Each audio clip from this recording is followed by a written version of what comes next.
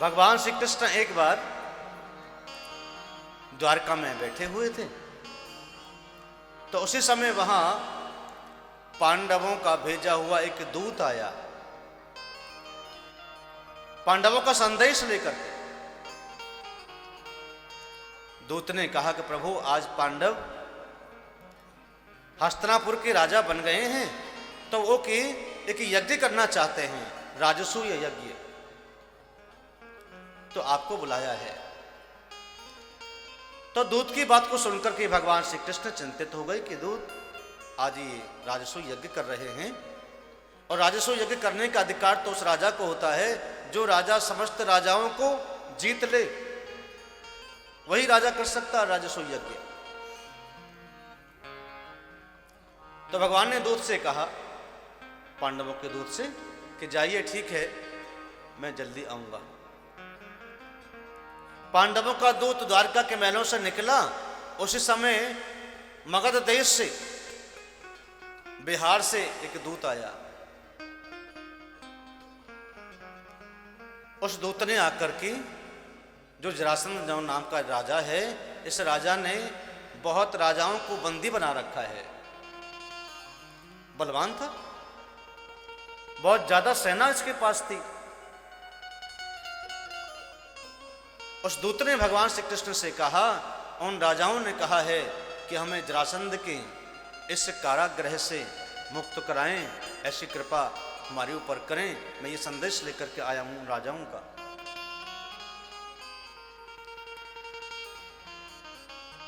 तो भगवान ने सोचा कि ठीक है, दूत को कह दिया कि ठीक है, मैं जरूर आऊंगा, आप चिंता न करें। मगध देश से आया वो जो दूत था, उस दूत को भी भेज दिया। अब भगवान सबसे पहले गए हस्तिनापुर, पांडवों से मिले। सामने युधिष्ठिर बैठे हैं, भीम बैठे हैं, अर्जुन बैठे हैं, नकुल सहदेव बैठे हैं। प्रश्न किया कि आप राजसूय यज्ञ तो करना चाहते हैं, लेकिन राजसूय यज्ञ में समस्त राजाओं को बुलाया जाता है, और आपके पास वही राजा आने को तैयार होगा जिस राजा को आपने जीत लिया है। क्या आपने सामने सबको जीत लिया है? तब पांडवों ने कहा कि केवल एक राजा रह गया है, जिसका नाम है जरासंध। तो भगवान कृष्ण कहने लगे, उसको राजा को पहले जीतो, उसके बाद में ही आपको अधिकार हो सकता है यज्ञ करने का। अब युधिष्ठिर भीम कहने लगे, प्रभु, उसको हम जीते तो जीतते कैसे, ये तो आपको भी पता है, आप भी भाग गए थे उसको छोड़ करके रण में। बोले, एक काम करते हैं, उनको अभी ब्राह्मणों के प्रति बहुत श्रद्धा है, हम तीनों त्रिदंडी स्वामी बनकर के चलते हैं और जरासंध के द्वार पर कुछ याचना भिक्षा मांगने के लिए। तो भगवान श्री स्वयं श्री कृष्ण, अर्जुन और भीम तीनों ने ब्राह्मण का वेश बनाया और जरासंध के यहां मगध देश में पहुंच गए। अब जैसे ही द्वार पर पहुंचे, दूत ने जाकर के संदेश बताया कि द्वार पर त्रिदंडी स्वामी आए हैं, कुछ संत महात्मा आए हैं, ब्राह्मण आए हैं। तो जरासंध बाहर निकल करके आए, हाथ जोड़ करके सत्कार किया, आइए महाराज, आइए आइए, आप जैसे दिव्य ब्राह्मणों से तो मेरी कुटिया पवित्र हो गई है, और मैं ब्राह्मणों का बड़ा सेवक हूं, बोलिए क्या चाहिए आपको, आप जो मांगोगे मैं आपको वही दूंगा। भगवान श्री कृष्ण को लगा कि अब ये बहुत प्रसन्न हो गया है। तो भगवान कृष्ण ही बोले कि देखो, हम कोई ऐसे याचक ब्राह्मण नहीं हैं, हम तो अपने आश्रम से हिमालय की ओर जाने के लिए निकले हैं, तपस्या करने के लिए। हमने सोचा चलो आपका बड़ा नाम है, ब्राह्मणों का सत्कार करते हैं, तो हमें रात्रि बितानी है आपके यहाँ, तो क्या हमें स्थान मिलेगा? जरासंध ने कहा, हाँ प्रभु, आइए ना, आपका ही तो सारा राजमहल है, आप जहां मर्जी रह लीजिए, और आपको जो भी चाहिए यात्रा करने के लिए वह सहर्ष में देने को तैयार हूं, आप मेरी तरफ से यात्रा करिए। तो भगवान कृष्ण कहते हैं भीम से कि आप लोग कुछ बोलना नहीं, चुप रहना, मैं अपना बात कर लूंगा अपने तरीका से।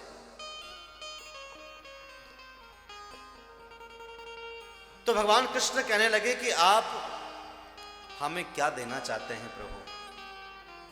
वैसे तो आप राजाओं में बड़े हैं और आपके द्वार पर कोई भी ब्राह्मण आ जाए, फकीर आ जाए, याचक आ जाए, भिखारी आ जाए तो कभी खाली हाथ जाने देते नहीं हैं। आप इतना देते हैं कि वो सारी जिंदगी बैठ कर के खा ले तब भी खत्म नहीं होता।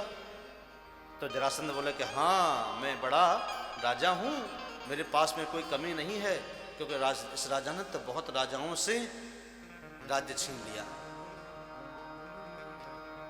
बहुत राजकोष है। तो भगवान कहने लगे भाई वैसे तो हम त्रिदंडी स्वामी हैं, हम कुछ लेते नहीं हैं, अगर आपकी ज़्यादा श्रद्धा है तो पहले 3 वचन दीजिए, हम ऐसे फकीर ब्राह्मण नहीं हैं जो आपसे ऐसे ही ले जाएं। पहले वचन दो, संकल्प दो, और बिना संकल्प की आपका दान हम लेंगे ही नहीं। अगर बिना संकल्प की आपने दान दिया तो उसका पुण्य आपको मिलेगा नहीं। तो जरासंध ने कहा ठीक है, आप बोलिए आपको क्या चाहिए। भगवान ने कहा नहीं, वचन दीजिए पहले। जरासंध ने कहा हाँ ठीक है, मैं दूंगा दूंगा दूंगा, जो मांगोगे वही दूंगा। भगवान ने सोचा कि अब फंस गया मुर्गा, अब आ गया काबू में।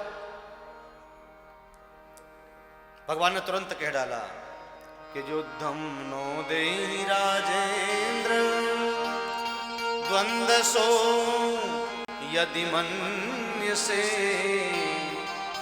युद्धार्थिनो वयं प्राप्ता राजान्यां नानकांक्षिणा।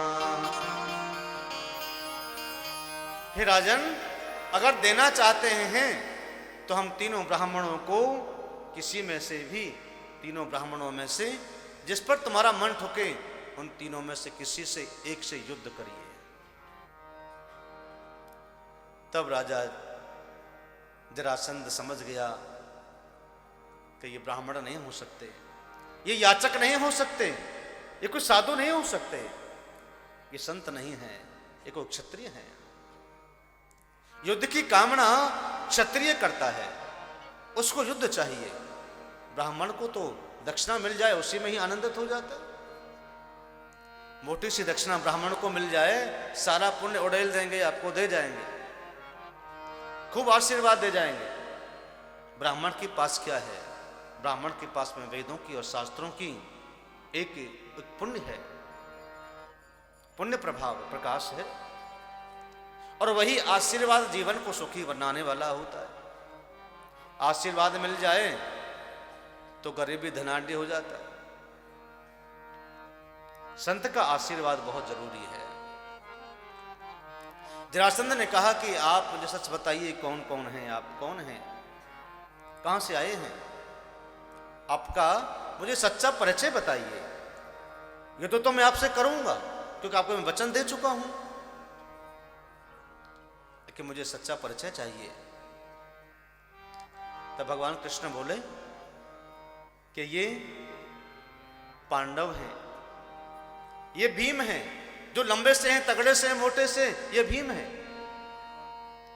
और जो थोड़े पतले से हैं इनका नाम अर्जुन है, और मेरा नाम बस बस बस बस समझ गया मैं। आपके तो हंसी में ही खनक है, आपकी हंसी से ही मैं समझ गया कि आप द्वारका से श्री कृष्ण हैं। बोले हाँ, आप मेरे से युद्ध करिए। बोले नहीं नहीं, कभी नहीं करूंगा। बोले क्यों? क्यों, मैंने तो एक बार आपको हरा दिया है ना, जिसको एक बार मैं हरा देता हूं उससे मैं दोबारा युद्ध नहीं कर सकता। तो भगवान ने कहा इन दोनों में से किसी को चुन लो। तो जरासंध कहते हैं कि अयम तो वया वैसा तुल्यो नाति सत्तो न मे ममा अर्जुनो भवेत योधा भीमस्तुल्यो ममो बल। कि मैं आपसे युद्ध करूंगा नहीं, अर्जुन पतला दुबला सा है, ये मेरी मार सह नहीं पाएगा। हाँ, भीमस्तुल्यो मेरे बराबर भीम है, भीम से करूंगा। भीम अंदर अंदर खुश हो गए कि देखो मुझे चुन लिया युद्ध करने के लिए। भगवान समझ गए कि अर्जुन बड़ा खुश हो गया। युद्ध प्रारंभ हुआ जरासंध का और भीम का। जरासंध भी बड़ा बलशाली, पहाड़ जैसा, पत्थर जैसा शरीर था।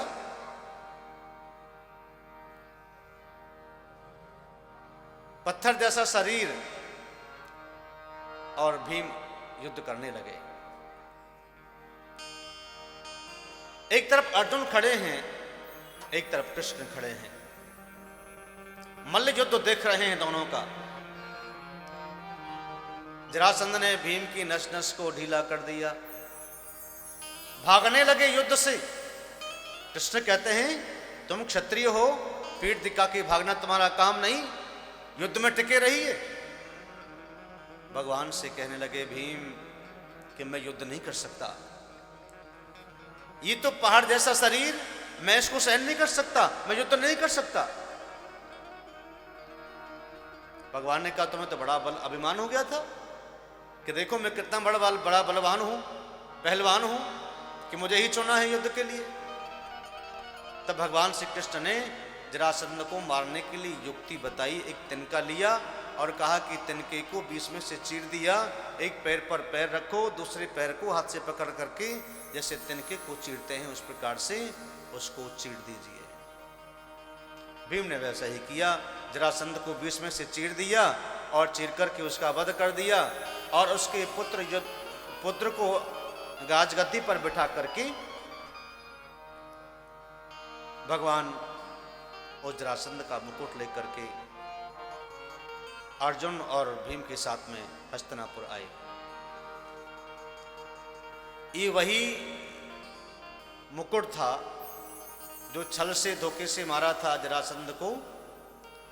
सोने का मुकुट जो पहना हुआ था जरासंध ने, वही मुकुट लेकर के आए थे और वही मुकुट पांडवों के राजकोष से निकल करके पांडवों के पुत्र परीक्षित ने पहना और उसी को पहन करके कलयुग से उनका मिलन हुआ। जब बुद्धि पर, जब मस्तिष्क पर अन्याय का धन का बोझ पड़ा होता है तब व्यक्ति की बुद्धि कलुषित हो जाती है। अन्याय का धन कभी मत लेना, न्याय का लेना। अन्याय का धन आपकी बुद्धि को बिगाड़ सकता है, आपके परिवार को, अपने बच्चों को बिगाड़ सकता है,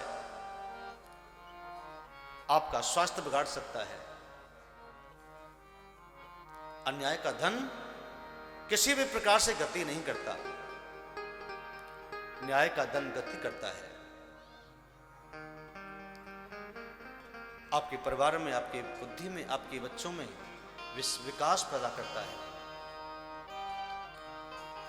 अन्य प्रकार के विकारों का हरण करता है। तब आकर के सभी पांडवों ने मिलकर के सब राजाओं को बुलाकर के राजसूय यज्ञ किया। पांडवों ने नया एक प्रस्थ बनाया जिसका नाम रखा इंद्रप्रस्थ। ये पांडव की राजधानी है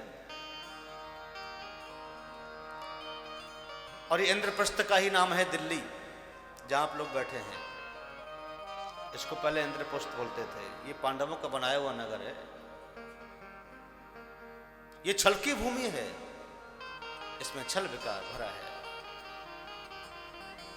भूमि का बड़ा प्रभाव होता है। स्थानम प्रधानम न बलम प्रधानम, स्थान की बहुत प्रधानता होती है।